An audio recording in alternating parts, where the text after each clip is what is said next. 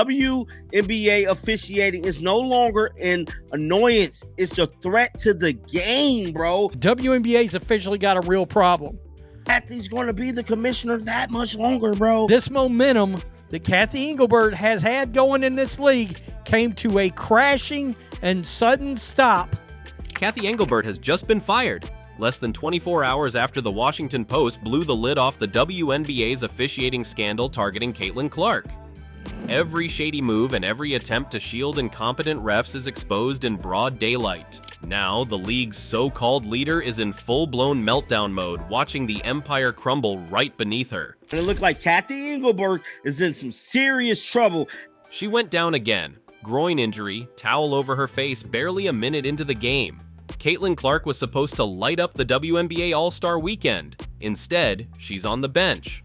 Again. And this time? Fans aren't just upset, they're done. Because this isn't just bad luck anymore, it's sabotage in slow motion, a pattern of pain. And at the center of that pattern, one name, Cathy Engelbert. It's not looking good for WNBA Commissioner Cathy Engelbert. And that might be the understatement of the decade. While fans are screaming, players are limping, and ESPN is replaying bruises like it's a UFC highlight reel. The WNBA's commissioner is acting like everything's just peachy. No statements, no apologies, no accountability, just silence. The kind of silence that screams complicity. This is a sports media outlet that is certainly going to be more in line with the old WNBA fandom. They're calling out the WNBA and Cathy Engelbert. Why? Because of the officiating. And here's the kicker.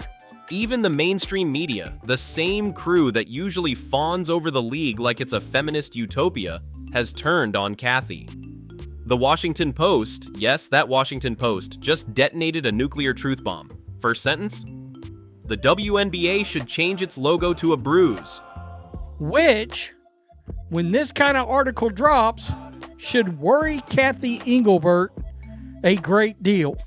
That's not fan sarcasm. That's legacy media finally admitting what everyone else has been shouting for months. The officiating in this league is garbage, the players are being targeted, and the league's leadership is MIA. I mean, she's been completely silent on the matter. You didn't have head coaches. You didn't have players. The article didn't hold back. It called the refs second rate. It described the game style as uglification. It practically begged for the NBA to step in and fix the mess. When institutions like the Washington Post start sounding like frustrated YouTubers, you know the league has crossed from growing pains into full-on dumpster fire. Clark is out again because of another groin injury, possibly aggravated after she took a knee in the abdomen from J.C. Shelton of the Connecticut Sun on Tuesday night. Let's rewind to the latest match that sparked this firestorm. Fever versus Sun. Caitlin Clark lasted 38 seconds. 38. That's less time than it takes to pour a cup of coffee. And in that time, J.C. Sheldon drove a knee into her abdomen. No call. Not even a side-eye from the refs. Clark doubled over in pain. Nothing. Whistle. Swallowed. And this isn't new. This has been happening all season.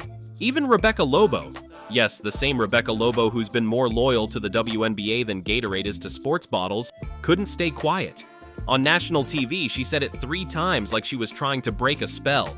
That's a foul. That's a foul. That's a foul.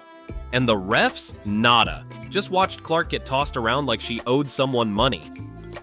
The chronically lousy second-rate officiating has led to such a hard play uglification. That's a good word. That's a good word. At this point, fans have started calling the WNBA the kickboxing league. And honestly, they're not wrong. What used to be tough defense has turned into straight-up assault. Body checks, elbows, headshots, all while the refs are apparently busy tweeting from the sideline. And guess who's paying the price? The stars. Caitlin Clark, Kelsey Plum, Nafisa Collier, bruised, battered, benched. Now you have had the biggest star in the league, brother, go on live and call out these damn referees. And just when you think it couldn't get any worse, Clark's own brother said what fans have been yelling for weeks.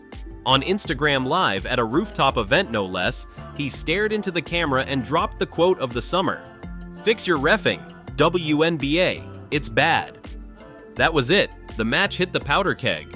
Twitter exploded, TikTok flooded, Reddit in flames. Fans tagging Cathy Engelbert in every language known to Google Translate. Fire Cathy trending before breakfast. You need to come up with a systematic plan to fix this damn refereeing. I mean, it is getting so bad. And on Tuesday night, no call. Shouldn't surprise anybody at this point. Because here's what people are starting to believe, well, and not without reason. This isn't just bad officiating. It's intentional, a coordinated attempt to humble Clark, to keep her from having too much power as the new face of the league. And right before the next CBA? Convenient timing, huh? Somebody said, I called Cathy Engelbert to have referees games fairly, but no, she said she would rather have catered to jealous women that abuse Caitlin. No league's ever about one player. That player could get hurt or whatever. So I think it's just to give recognition that in sports. Oh, and remember that interview from a year ago where Cathy Engelbert said, "No league is about one player. That player could get hurt." Yeah. That aged like milk. That exact player is hurt. Over and over. And the league? Crickets. Protect the refs, ignore the fans, gaslight the players. Rinse. Repeat. And Cathy, this is another situation where we need our voices heard. But here's the twist. The fans aren't alone anymore. The media, the actual media, is now in open revolt. Podcasts, YouTubers, even former ESPN insiders. Everyone singing the same chorus. Fire Cathy. Save Caitlin. Even experts went off. If I'm Adam Silver, I'm calling every coach, GM, and Cathy into a room today. The NBA is watching. Nervously. Their hottest marketing asset just missed the All-Star game. The ratings? Falling. The momentum? Gone.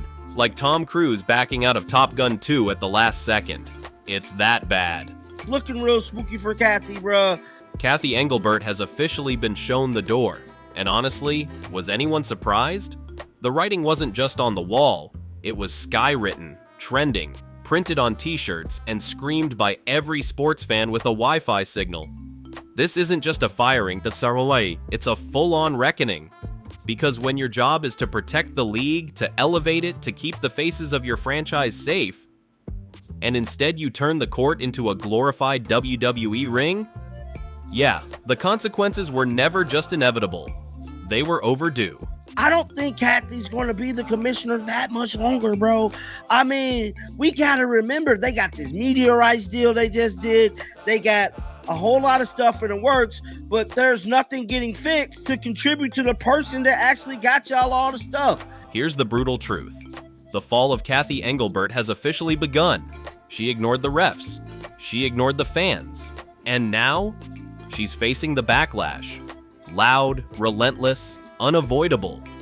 This isn't just about one player anymore. It's about every rookie, every star, every little girl dreaming of playing this game without needing a helmet. And they're calling out the officiating and how bad it is in this league. And when experts caught wind of that article, they didn't hold back either. You could practically hear the mic drop when they said, "You've lost them. You've lost that support." But here's the thing, it's not just angry tweets and spicy headlines. There's real data backing all of this frustration. And it's bad. Like, should have been fixed months ago bad. Let's talk numbers. What a failure. What a failing manager. So many players injured on her failures. Yes, that is the truth. Since opening day, 141 injuries have been reported. In a league that only plays 44 games. And get this, there are only 179 active players in the entire WNBA. You don't need to be a mathematician to realize that's a terrifying injury per player ratio. It's like every second player is limping around with an ice pack. It was brutally embarrassing for the league. And if that's not enough to make you cringe, try this one. In just the past 2.5 seasons, there have been 57 head and neck injuries. That's not just rough play, that's dangerous, that's career-threatening, that's lawsuit waiting to happen level of neglect. Now let's compare that to other leagues. In the NBA, there's physicality, but it's balanced. In the WNBA, especially this season, it feels like every other game turns into an MMA undercard. There's a grab, there's a hold, there's a grab. I mean, all of those are fouls, and aggravated Lobo said as Clark simply tried to dribble on the perimeter, every single one of them. That's a foul. That's a foul. And who's taking the brunt of it? The guards and small forwards. You know, the ones who drive ticket sales, post the highlights, and sell the jerseys. Caitlin Clark, Sabrina Ionescu, Kelsey Plum. These are the faces of the league, and they're getting slammed around like crash test dummies. And the footage doesn't lie. Just roll the JJ Quinterly versus Caitlin Clark tape. Arms wrapped, body checks, jersey grabs, and not one whistle. Not one. You'd think Clark was running through airport security with how aggressively she's being searched. And still no foul call. Just use Caitlin Clark arm or leg with the purple discoloration. It's more fitting, or Kelsey Plum, or Nafisa Collier. Even Kelsey Plum, one of the most respected players in the game, couldn't hold back. She went on a full-blown F-bomb tirade about the refs, scratches on her face, bruises on her arms, and a mic that caught every second of her saying what players have been thinking. I'm over it! And meanwhile, what's Cathy Engelbert doing?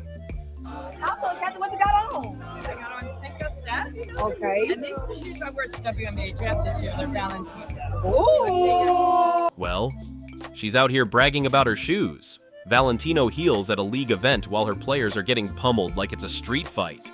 The refs are destroying this league and Cathy's just smiling in Valentino shoes. It's like watching someone rearrange furniture on the Titanic. Bro, it's not happy. It's not happy. Just not happy. Somebody said this is not a good start, Cathy. But here's where things go from tragic to downright shady. Because this mess, some fans believe Engelbert saw it coming. At the time, it sounded like typical commissioner speak. But now, it feels cold, almost calculated. The top rookie did get hurt. And what's the league done to protect her since? Nada. Zilch. Critics are connecting the dots. They're asking, was this part of a bigger strategy? A way to downplay Clark's influence before the next collective bargaining agreement to make sure no one player becomes too powerful? And if that's the case, are they intentionally creating an unsafe environment? Also, the league's motto, out to be no call. Damn, they said the league motto should be no call. Because if you look at the pattern, it's there. More injuries, worse officiating, no action, no accountability. And through it all, Engelbert keeps quiet. Or worse, makes public appearances pretending like everything's fine. But fans aren't stupid, they're seeing it, they're tweeting it, they're yelling it from the rooftops. This isn't just bad management anymore, it's negligence, and people are starting to believe it might be intentional. WNBA should change its logo to a bruise. Forget that little silhouette of a woman rising for a shot. Because when the bruises pile up, the whistles go missing, and the commissioner is busy showing off her Valentino shoes. Well, you don't need a headline to know something's broken. The real question is, who's finally going to fix it? If I'm the NBA and Adam Silver, I'm getting a Zoom call or in person. Every member of leadership, coaches, and general manager. The WNBA is officially in freefall. And yes, the NBA is watching closely. Black and White Sports didn't hold back, saying, if I'm Adam Silver, I'm calling every GM, every coach, and Cathy into a damn room. That Caitlin Clark has missed an appearance for the damn All-Star game. Honestly, it's about time, because now the one person who was single-handedly keeping this league's lights on, Caitlin Clark, is out of the All-Star game, not by choice, not by rest, but because her body couldn't take the beating anymore. You can't make this up. The WNBA's most bankable superstar is out during their biggest weekend. And what does the league do? Shrug, look the other way. Hope nobody notices that they just fumbled their golden goose. Get your shit together, or I will find new leaders. I will determine that you guys are incompetent. And fans, they're done playing nice. They're not just angry. They're demanding blood. They want resignations. They want firings. They want Adam Silver to either step in or let this whole thing burn to the ground. And honestly, it's hard to argue with them. And Cathy is on fire. No accountability, no public apology, not even a statement that sounded like it came from someone who cares. And that's what really stings. Not the bad refs, not even the injury, but the absolute indifference from the one person who was supposed to steer the ship. And let's be real, when even the people paid to support the league are openly calling for the commissioner to be replaced, you know things are broken. And here's what makes this so tragic. It didn't have to be this way. Cathy Engelbert had the moment, the star, the audience. She had the WNBA on the verge of something it's never truly had: cultural dominance. Caitlin Clark wasn't just hooping, she was changing the game. And instead of building around her, the league tried to humble her. Instead of protecting her, they let her get mauled on live TV. Instead of speaking up for her, Cathy disappeared behind a curtain of silence while fans screamed at the top of their lungs. If you care about this sport, if you care about the future of women's basketball, it's time to speak up. Like, share, and subscribe if you're tired of the gaslighting.